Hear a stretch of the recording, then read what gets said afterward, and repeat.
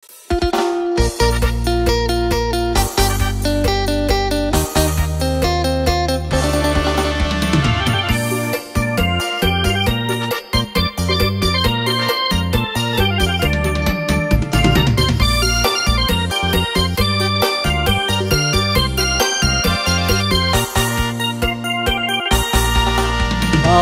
างเจ้าแด่แจ่มจันทร์พบกันอยากหูบ้านอยู่ใส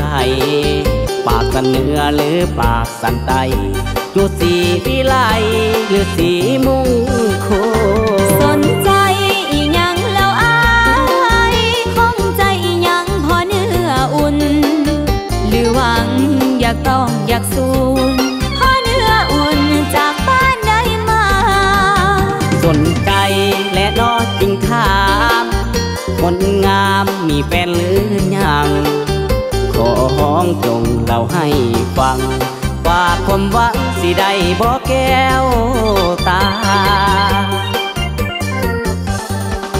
บ้านน้องอยู่สีวิไลตั้งใจละห่ำเฮียนศึกษาเรื่องแฟนน้องบ่ทันว่าปริญญาคือสิ่งสำคัญน้องเฮียนอยู่ห้องเฮียนได้บ่ลีคำใสหลายบ่เหลือเกินวิทยาลัย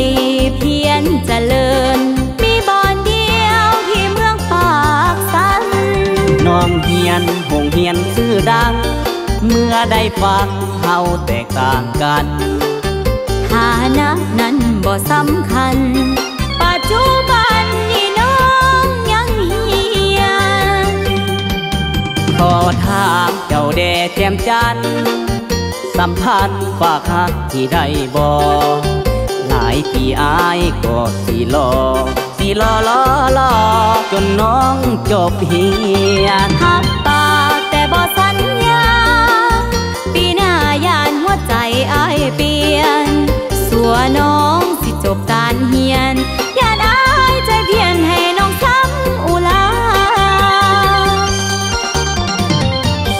โอ้ยถ้าใจอายจบออกมาได้ก็สิเอาให้น้องเบิ่งว่าจริงซ้ำใด